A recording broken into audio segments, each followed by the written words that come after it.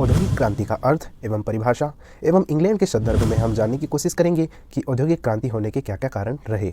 18वीं और 19वीं सदी में यूरोपियन उद्योगों को जिन महत्वपूर्ण एवं व्यापक परिवर्तनों से गुजरना पड़ा एवं उनके इन परिवर्तनों से गुजरने के कारण जो समाज में व्यवस्था में परिवर्तन हुआ उसी को औद्योगिक क्रांति कहा गया।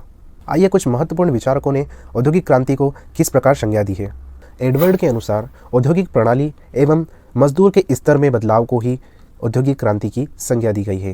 यानी औद्योगिक प्रणाली में उच्च स्तर आना एवं मजदूरों का स्तर ऊंचा होना, उनके स्तर में बदलाव होना ही औद्योगिक क्रांति कहा गया है। यदि फिशर के शब्दों में बात की जाए तो उन्होंने कहा है कि लोहे, कोयले आदि के आधार पर ब्रिटेन ने एक ऐसी सभ्यता को जन्म दिया जिसका अनुसरण दूसरे देशों ने औद्योगिक क्रांति के रूप में किया। वास्तव में तो यह माना गया है कि औद्योगिक क्रांति कृषि क्षेत्र और औद्योगिक क्षेत्र में होने वाले महत्वपूर्ण परिवर्तनों का नाम है, जिसमें वैज्ञानिक ज्ञान, नवीन पूंजीवाद एवं पुरानी विशिष्ट उत्पादन की नीतियों को हटाकर नवीन नीतियों को समाहित किया गया। चलिए अब जानते हैं इंग्लैंड में सर्वप्रथम औद्योगिक क्रांति होने के क्या क्या महत्वपूर्ण कारण रहे। आइए अब उन पर नजर डालते हैं। पहले कारण की हम बात करें तो वो है वैज्ञानिक अनुसंधान एवं आविष्कार। इसने औद्योगिक क्रांति को एक नया मंच प्रदान किया। 18वीं शताब्दी में कई वैज्ञानिकों के लिए एक बहुत सारे अनुसंधान की स्थापना की गई एवं इससे उनको एक मंच प्राप्त हुआ जहाँ पर वे अपने आविष्कारों को एक नया मोड़ दे सकते थे। और दूसरा कारण है प्रगतिशील मनुष्य। 18वीं शताब्दी के मध्य तक लोगों में जागरूकता की भावना उत्पन्न हो गई थी। उन्होंने अंधविश्वासों को छोड़ वैज्ञानिकों द्वारा बताए गए मार्गों पर चलना सही समझा और उनके बताए हुए मार्ग पर चले एवं उनके साथ आगे बढ़े। तीसरा कारण है व्यापार में उन्नति। कई लोगों ने व्यापार में अपनी रुचि दिखाई और व्यापार में वृद्धि होने के कारण औद्योगिक क्रांति में भी बहुत बड़ी वृद्धि देखने को मिली। चौथे कारण की अगर हम बात करें तो वो था निर्माण की हुई वस्तुओं की मांग में वृद्धि होना। उद्योगों में जो वस्तुएं निर्मित की जाने लगी थी उनकी खपत तेजी से होने लगी क्योंकि जनसंख्या में वृद्धि हो रही थी।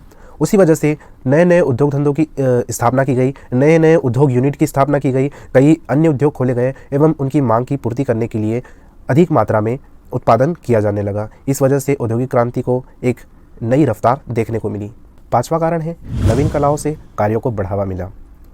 उस समय यूरोपियन देशों ने समुद्री मार्ग की खोज कर ली थी और कई नए देशों की भी खोज कर ली थी। परिणाम स्वरूप उन्होंने वहाँ पर भी अपना यूरोपियन बाजार स्थापित किया और वहाँ पे अपनी वस्तुओं को निर्यात किया जाने लगा। उन देशों में यहाँ की वस्तुओं को बहुत ज़्यादा बढ़ावा मिला और वे लोग यूरोपियन वस्तुओं को और ज़्यादा पसंद करने लगे। परिणाम स्वरूप उन देशों में वस्तुओं की पूर्ति करने के लिए नए नए कल कारखानों की स्थापना की गई एवं नई नई मशीनों की खोज की गई, आविष्कार किया गया, जिनकी वजह से कम समय में अधिक उत्पादन किया जाने लगा और बाजार में सभी वस्तुओं को आसानी से कम समय में पहुंचाया जाने लगा। छठा कारण है वैज्ञानिक आविष्कार। 18वीं शताब्दी के मध्य में गैस एवं ताप के सिद्धांतों ने भाप से चलने वाले इंजनों में सुधार किया एवं भारी मात्रा में कोयले एवं लोहे का प्रयोग किया जाने लगा। चूँकि इंग्लैंड में बहुत अधिक मात्रा में कोयला एवं लोहा प्राप्त हुआ, इस वजह से औद्योगिक क्रांति को बहुत ज़्यादा तेज़ी देखने को मिली एवं नई नई मशीनों का आविष्कार किया गया, लोहे से नई नई मशीनों का निर्माण किया गया एवं उत्पादन में तेज़ी लाई गई। सातवां कारण है सूत काटने तथा कपड़ा बुनने के साधनों का विकास। औद्योगिक क्रांति इससे भी हुई। उस समय ऐसी मशीनों का आविष्कार कर लिया गया जिनसे कम समय में ही ज़्यादा सूत काटा जा सकता था और बुना भी जा सकता था। कई जगह पर ऐसी मशीनें स्थापित की गई जहां पर एक व्यक्ति 200 व्यक्तियों के बराबर काम कर सकता था। इस वजह से कपड़ा सस्ता बनने लगा और जल्दी बनने लगा। इन मशीनों के आविष्कार ने कपड़े के निर्माण को बहुत बढ़ावा दिया एवं अहम भूमिका निभाई। चलिए अब 8वें कारण की बात करते हैं, जो है यातायात में सुधार। यातायात और परिवहन का सुधार एक महत्वपूर्ण कारण था औद्योगिक क्रांति लाने के लिए। इस समय कई नए नए सड़कों का विकास किया गया, उनमें सुधार किया गया। नए नए रेलवे इंजनों का निर्माण किया गया। भाप से चलने वाले इंजनों के आविष्कार ने व्यापारिक स्थिति में बहुत सुधार किया। नहरों का निर्माण किया गया एवं जल मार्ग से भी आयात निर्यात के काम को शुरू किया गया।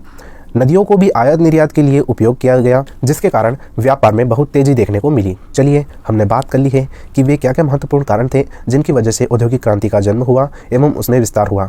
कृषि क्रांति के बाद औद्योगिकरण एवं व्यापार ने औद्योगिक क्रांति में एक महत्वपूर्ण भूमिका निभाई। इंग्लैंड के बाद विभिन्न देशों में औद्योगिक क्रांति का प्रचार प्रसार हुआ एवं वहाँ पर भी औद्योगिक क्रांति का प्रभाव देखने को मिला। तो आज की वीडियो में बस इतना ही। मिलते हैं किसी नेक्स्ट वीडियो में किसी नेक्स्ट टॉपिक के साथ। तब तक के लिए जय हिंद, जय भारत।